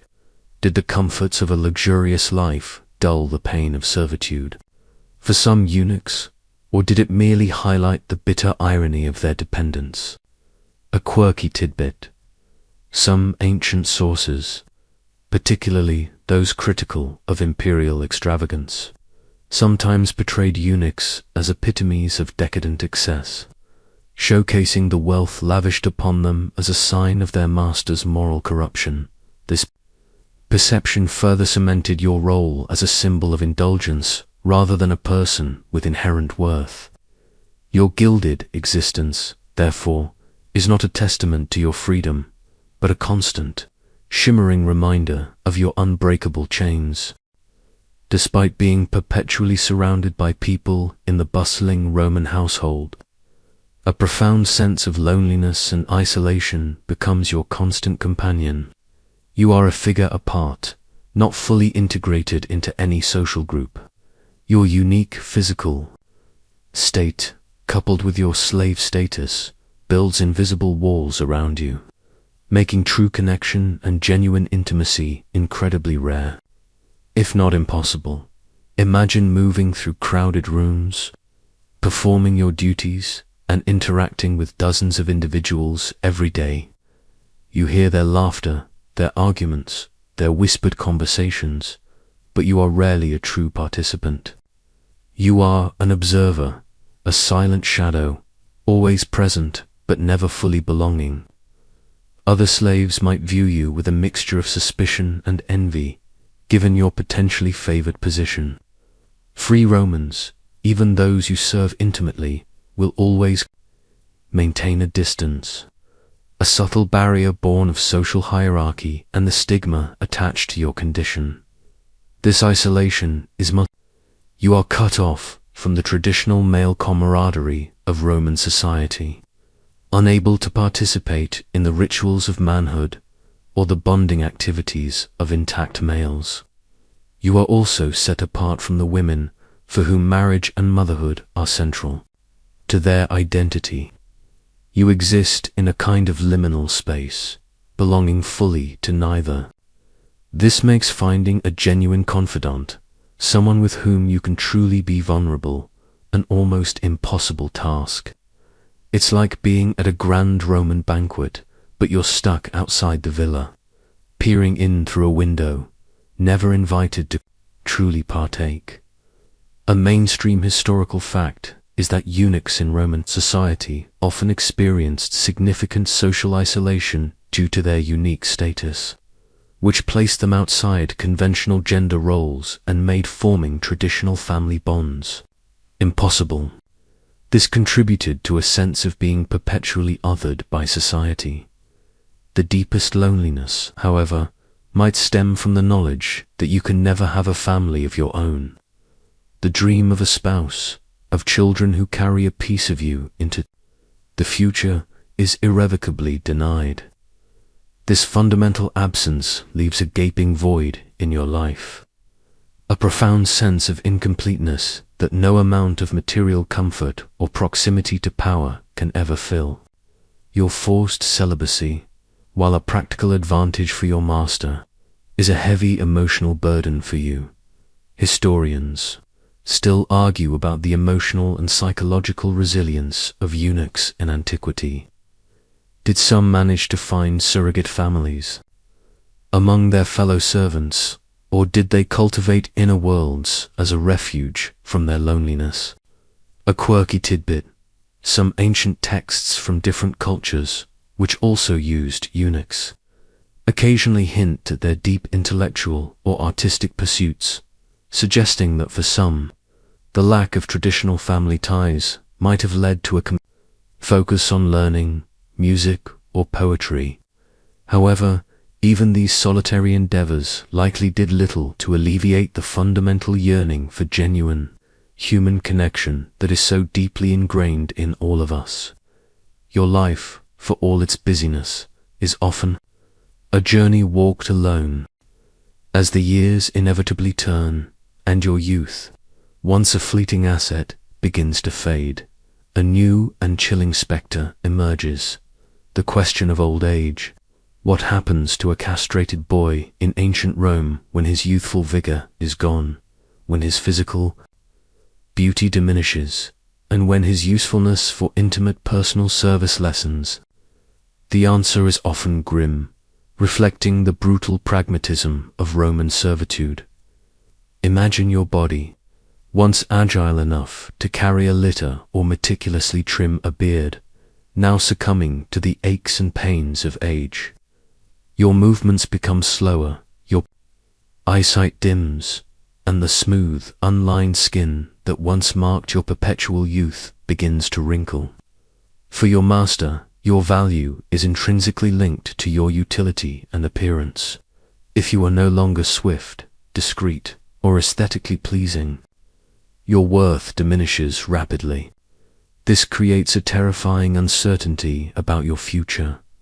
You might be put to less strenuous tasks, perhaps relegated to overseeing younger slaves or managing household stores from a sedentary position. But even these roles are not guaranteed. A new, younger eunuch might be acquired, replacing you in the affections or needs of the master. You become expendable, a faded ornament, and the threat of being cast aside looms large. For an old or infirm slave, the reality could be brutal, being sold off, or even simply turned out to fend for yourself, a fate that for a eunuch, stripped of traditional family support and social standing, would be tantamount to a death sentence. It's like being a beloved, intricate toy soldier, only to be discarded when its paint chips and its parts stiffen. A mainstream historical fact is that old or infirm slaves in ancient Rome often faced harsh realities, including neglect, sale, or even abandonment if they were no longer considered productive assets.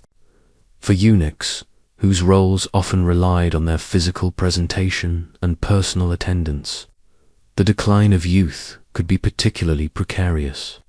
Their value was often tied to their appearance and intimate service. You would likely witness the fate of older slaves around you, whether free or eunuchs, and understand that their struggles foreshadow your own. This grim foresight adds another layer of anxiety to your already difficult existence.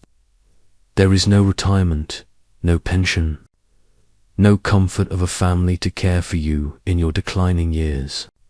Your value, your very right to exist within the household, is constantly being reevaluated based on your dwindling capacity to serve.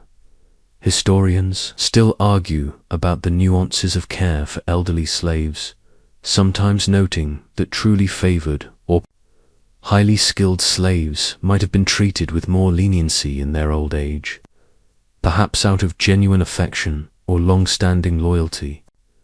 A quirky tidbit, some extremely rare cases from broader antiquity, suggests that eunuchs, who had amassed great wealth and influence, sometimes used their resources to secure a comfortable retirement or even purchase their freedom, though this was an extreme rarity and often dependent on imperial favor. For you, such a future is a distant, improbable dream. Your old age is a period of heightened vulnerability, a final, slow decline in a life already marked by loss. The inevitable end to your arduous life as a castrated boy in ancient Rome would likely come quietly, unceremoniously, a final release from the endless cycle of servitude and silent suffering. Your passing is unlikely to be mourned with pomp or public displays of grief, nor would it be etched into the historical record with any significance. For the most part, your death would be treated with the same pragmatic detachment as your life, the loss of a useful, albeit expendable, piece of property. Imagine your final moments. Perhaps it's a quiet illness, a lingering fever that finally claims you in a cramped servant's quarter. Or maybe it's a sudden, unforeseen accident, an unremarked tragedy in the bustling chaos of a large Roman household. There would be no grand funeral procession, no elaborate rites performed over your body by loving family members. You might be wrapped in a simple shroud, carried out by other slaves, and interred in a common burial ground, perhaps even an unmarked grave. Your departure would cause little ripple beyond the immediate practicalities of replacing your services. Your master might note your absence with a brief sigh of inconvenience, quickly turning his attention to finding your replacement. Other slaves might feel a fleeting sense of sorrow, or perhaps a pragmatic relief that they are not yet in your place. But there would be no lingering public memory, no monuments erected in your honor. Your life, devoid of a traditional legacy, ends in a similar anonymity. It's like a single drop of rain falling into the vast Mediterranean Sea. It's there for a moment, then gone, leaving no trace. A mainstream historical fact is that the deaths of slaves in ancient Rome were often recorded impersonally, primarily for inventory purposes rather than as a recognition of individual loss. Unless a slave was particularly favored and explicitly honored by a wealthy master, their passing generally went unremarked by broader society. For eunuchs, this anonymity was often even more pronounced due to their marginalized status. The very concept of a dignified end, of a life celebrated and remembered, is a privilege largely reserved for free Romans, particularly those of status. You are denied this final validation, just as you were denied so much during your life. Your existence, marked by an irreversible alteration, concludes with a quiet cessation, a final silencing of a voice that was rarely truly heard. Historians still argue about whether the Roman religious practices regarding death and the afterlife offered any particular solace or unique rituals for marginalized groups like eunuchs, or if they were largely subsumed into generic slave burial practices. A quirky tidbit: very few, if any, explicit Roman epitaphs or funerary monuments dedicated solely to eunuchs have been found, further emphasizing their lack of individual public commemoration. When they are mentioned, it is usually as part of a larger family inscription highlighting their loyalty to a master's household rather than their own identity. Your death, like your life, is ultimately a testament to the harsh realities of your forced existence in ancient Rome, a silent closing of a chapter that few would ever read. Even in death, your existence as a castrated boy in ancient Rome leaves behind a peculiar legacy, one of invisibility. Few records acknowledge your personal story, your struggles, or your quiet triumphs. You are, for the most part, a footnote in the vast, sprawling history of Rome, a statistic perhaps, or a nameless figure in the backdrop of an emperor's dramatic reign. The grand narratives of Roman emperors, generals, and philosophers rarely pause to consider the lives of those like you, the castrated boys who served them. Imagine future generations sifting through scrolls and inscriptions, examining the remnants of Roman life. They will find countless records of triumphant battles, intricate legal codes, and detailed family trees of the elite. But when it comes to individuals like you, the trail grows cold. There might be an occasional, impersonal mention. In a household inventory, one eunuch, aged approximately X, good for service, a chilling testament to your status as property. Your personal experiences, your internal world, your hopes and fears are almost entirely absent from the historical record. This lack of documentation means your story must largely be pieced together through inference, through scattered references, in texts that are focused on entirely different subjects. Your existence is implied rather than explicitly stated, a shadow moving through the margins of official history. You are a silent observer, even in the annals of time. It's like trying to reconstruct a magnificent mosaic, but all the central important pieces are missing, and you're left with only a few peripheral shards. A mainstream historical fact is that the vast majority of slaves in ancient Rome left no direct personal records, and their lives are primarily reconstructed through the writings of their masters or impersonal administrative documents. For eunuchs, this problem is compounded by their specific marginalized status and the societal discomfort surrounding their existence. Their individual voices are almost entirely absent. Your invisibility extends to the social memory of Rome. While some emperors might have favored particular eunuchs, these relationships were often seen as aberrations or signs of imperial decadence, rather than a recognition of the eunuch's individual merit. Your legacy is not one of personal achievement or contribution to Roman society, but rather one of being a functional object within the Roman household or court. Historians still argue about the challenges of writing the history of marginalized groups in antiquity, including eunuchs. Given the severe limitations of source material and the biases inherent in the surviving texts, they grapple with the ethical responsibility of interpreting these lives without imposing modern sensibilities. A quirky tidbit: some scholars have attempted to read between the lines of Roman comedic plays and satires, looking for subtle hints or exaggerated caricatures of eunuchs that might, ironically, offer some insight into public perceptions and anxieties, however distorted.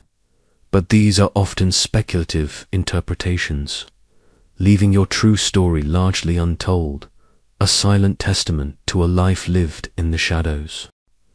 As modern scholars delve into the fragmented records of ancient Rome, the lives of castrated boys like you continue to fuel open scholarly debate.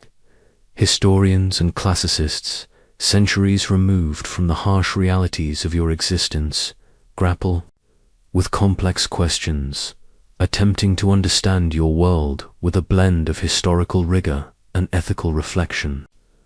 Your suffering, once dismissed or ignored, is now a subject of careful, often difficult, inquiry. Imagine scholars in air-conditioned libraries, poring over Latin texts, trying to piece together the fragments of your life. They debate the precise legal status of eunuchs in Roman law. Were they always slaves, or could a freeborn boy ever be castrated? They analyze the economic drivers behind the practice, asking whether it was primarily about luxury, security, or perhaps even a perverse form of prestige for the Roman elite.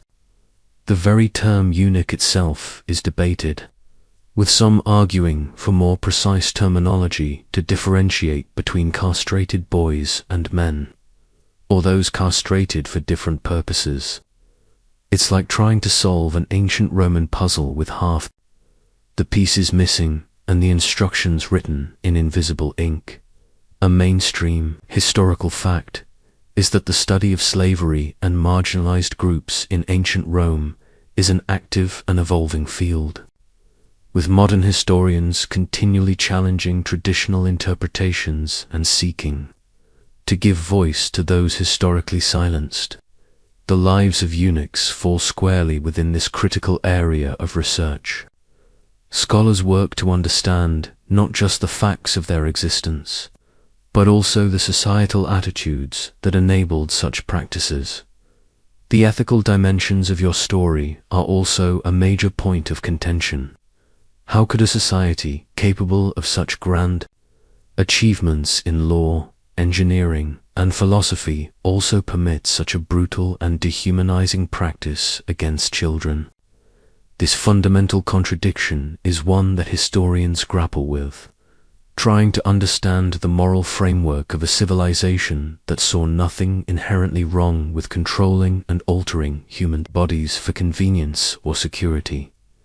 Historians still argue about the psychological impact of castration on young boys, given the lack of direct testimonies from eunuchs themselves. They examine anecdotal evidence, compare it with cross-cultural studies of similar practices, and cautiously draw inferences about the deep and lasting trauma. A quirky tidbit: some modern archaeological discoveries, such as simple, unadorned burials that appear to be consistent with slave populations, sometimes prompt renewed debate about whether specific skeletal remains might offer clues to the physical characteristics or even the life experiences of eunuchs, though definitive identification remains elusive. These debates, while academic, offer a glimmer of recognition for a life that was largely dismissed in its own time. Your existence, once relegated to the shadows, now sparks important conversations about power, morality, and human resilience across the ages. Though centuries have passed, and the empire that once dominated your life has long crumbled to dust. The echoes of your suffering, the silent story of the castrated boy in ancient Rome, still resonates through time. Your pain, your indignity, your profound loss are not merely historical facts. They are a stark reminder of humanity's capacity for cruelty and the enduring resilience of the human spirit, even when stretched to its breaking point. Imagine your ghost, a whisper in the silent ruins of Roman villas, a fleeting shadow in the once bustling forum. You are a symbol, not of grand Roman achievements, but of the hidden costs, the unseen sacrifices made for luxury, power, and perceived security.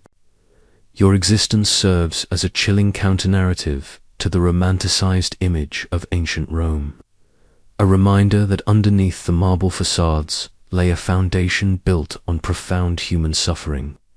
It's like discovering that the grand, impressive Roman aqueduct was powered by a hidden, endlessly turning hamster wheel, and the hamster was you. Your story teaches a harsh lesson about the fragility of human rights, particularly for those deemed less than fully human by their society. You were property, a tool, a means to an end, and your body was subjected to a violation that modern sensibilities recoil from. This historical reality prompts us to consider how power structures can deform individuals, stripping them of their most fundamental attributes for the convenience or desires of the elite. A mainstream historical fact is that the study of the marginalized in Roman society, including slaves and eunuchs, contributes significantly to a more nuanced and accurate understanding of the Roman Empire, moving beyond idealized narratives to encompass the full spectrum of its social realities. Your life, though uncelebrated in its time, now offers critical insights into the darker underbelly of a powerful civilization. The echoes also remind us of the psychological scars that run deeper than any physical wound. The enforced silence, the constant surveillance, the loss of identity and legacy. These are forms of cruelty that leave indelible marks on the soul. Your life is a testament to the enduring human capacity to survive, to adapt, to find small pockets of solace. Even in the most dehumanizing circumstances, historians still argue about the extent to which modern societies have truly shed the underlying prejudices that allowed for such practices. Are the anxieties about gender, control, and power still subtly at play in different forms today? A quirky tidbit: some contemporary artistic and literary works, particularly those exploring themes of identity and bodily autonomy, have found inspiration in the historical existence of eunuchs, using their stories as powerful metaphors for control and transformation in modern contexts. These artistic interpretations, while not strictly historical, demonstrate the enduring resonance of your silent suffering, allowing your voice, however muted, to finally be heard across the millennia. As your journey through the harsh realities of ancient Rome draws to a close, let's allow the intensity of this past fade, like embers cooling in the hearth. The grand Roman villas, the bustling forums, the cold, stark, surgical instruments, they all begin to blur, receding into the quiet expanse of history. Your personal suffering, the daily indignities, the silent weight of being a castrated boy, now settle into the stillness. A heavy truth transformed into a distant, sobering whisper. Take a slow, deep breath. Feel the soft hum of the fan, if you have one, or simply the gentle quiet of your room. The darkness around you is safe, comforting, a stark contrast to the unforgiving glare of the Roman sun you endured. Your mind, which has traveled through pain and loss, can now begin its return. Journey to the present, to the warmth of your own bed, to the safety of your modern world. The echoes of whips and chains, of whispered secrets and unmanly labels, soften and dissipate, becoming just faint impressions on the canvas of your thoughts. The ancient world, with its stark beauty and its shocking cruelty, slips away. The bustling crowds of Rome, the stern faces of patricians, the silent watchful gaze of your master, they are all just images, now dissolving like morning mist.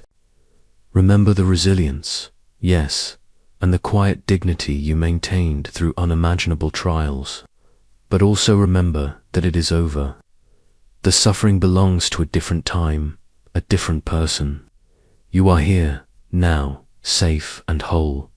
Your final moments, in that harsh reality, are simply a cessation, a quiet closing of the eyes.